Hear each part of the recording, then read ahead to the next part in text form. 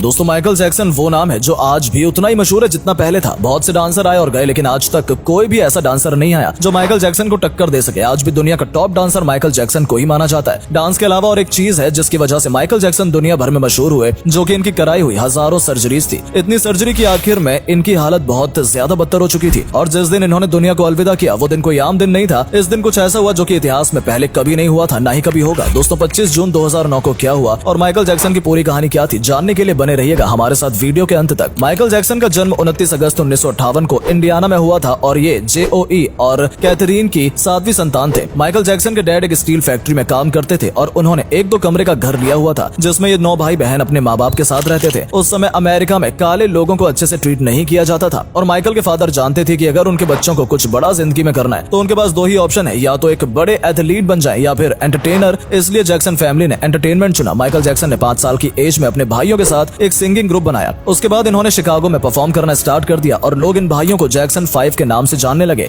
बाहर से खुश नजर आने वाले जैक्सन अपने घर में खुश नहीं थे। माइकल के डैड में बहुत ज्यादा गुस्सा था और वो चाहते थे कि किसी भी तरह से उनके बच्चे उनकी तरह जिंदगी ना जिए, जिसकी वजह से वो उन्हें बहुत मारते थे। यही वजह थी कि माइकल जैक्सन को अपना घर एक जेल की तरह लगता था। जैक्सन 5 ग्रुप धीरे धीरे अमेरिका में बहुत फेमस होने लगा तो माइकल ने डिसाइड किया कि वो अकेले अपना म्यूजिक बनाना चाहते हैं और लेकिन माइकल की फैमिली चाहती थी कि वो सब भाई एक साथ ही गाएं। माइकल ने प्रिटेंड किया था कि उन सबको एपिक नाम की कंपनी के साथ काम करना चाहिए। उन्हें लगा था कि उनके बाकी के फैमिली मेंबर मना कर देंगे और वो अकेले परफॉर्म कर पाएंगे, लेकिन उनके फैमिली मेंबर्स भी इसके लिए मान गए। लेकिन एपिक में काम करने के कुछ दिन बाद प्रोड्यूसर ने माइकल जैक्सन को द विज नाम की एक मूवी में अलग से रोल प्रोवाइड किया, जिसके लिए उन्हें 3 महीनों के लिए अपनी फैमिली को छोड़कर न्यूयॉर्क में जाना था। माइकल के डैड ने इसके लिए मना कर दिया लेकिन माइकल नहीं माने और उन्होंने इस मूवी का रोल एक्सेप्ट कर लिया। मूवी तो फ्लॉप हो गई लेकिन माइकल जैक्सन फेमस हो गए। माइकल की सबसे अच्छी बात यह हुई कि उनकी मुलाकात एक फेमस प्रोड्यूसर क्विंसी जॉन्स से हुई और क्विंसी जॉन्स ने जैसे माइकल की परफॉर्मेंस देखी तो वो समझ गए थे कि ये लड़का एक दिन बहुत फेमस होने वाला है। क्विंसी जॉन्स ने माइकल के साथ सोलो एल्बम की जैसे कि ऑफ द वॉल, जिसकी मिलियंस ऑफ कॉपीज बिकी और माइकल जैक्सन ने भी जिंदगी में पहली बार $1 मिलियन कमाए। इसके बाद थ्रिलर एल्बम लॉन्च हुई जिसने ये दुनिया को प्रूव कर दिया कि Michael Jackson best pop star हैं। इसके बाद माइकल ने एक सोलो लाइव परफॉर्मेंस की और पहली बार स्टेज पर मून वॉक किया, जिसे देखकर दुनिया पागल हो गई और यहाँ से उनकी पॉपुलैरिटी बढ़नी शुरू हो गई। माइकल को जितनी पब्लिसिटी मिलती रही उन्हें पब्लिसिटी की और भूख होने लगी। एक वक्त आया जब वो चाहते थे कि हर रोज उनके बारे में कोई ना कोई खबर छपे, जिसके लिए वो तरह तरह की तरकीब अपनाने लगे। 30 की उम्र में माइकल जैक्सन ने अपने लिए एक बहुत ही बड़ा घर बनाया। 2800 एकड़ की जमीन में 13,000 स्क्वायर फीट का घर था जिसमें बड़ा स्विमिंग पूल, 5500 स्क्वायर फीट की एक मूवी थिएटर था और जिसमें टाइगर, जिराफ, हाथी भी थे। यहाँ तक कि इसमें अम्यूजमेंट पार्क भी था। इस घर में माइकल जैक्सन गरीब परिवार से बच्चे लाते हैं और उनके साथ खेलते थे। माइकल का बिहेवियर खुद बच्चों की तरह था, लेकिन 1993 में ईमेल इवान चांसलर ने माइकल जैक्सन के ऊपर आरोप लगाया कि उन्होंने उनके 13 साल के लड़के के साथ सेक्सुअल रिलेशनशिप रखा। चाइल्ड यूनिट माइकल जैक्सन के घर पर आए और उन्हें पूरी तरीके से न्यूड कर दिया और उनकी फोटोग्राफ ली। माइकल को उस बच्चे को $15 मिलियन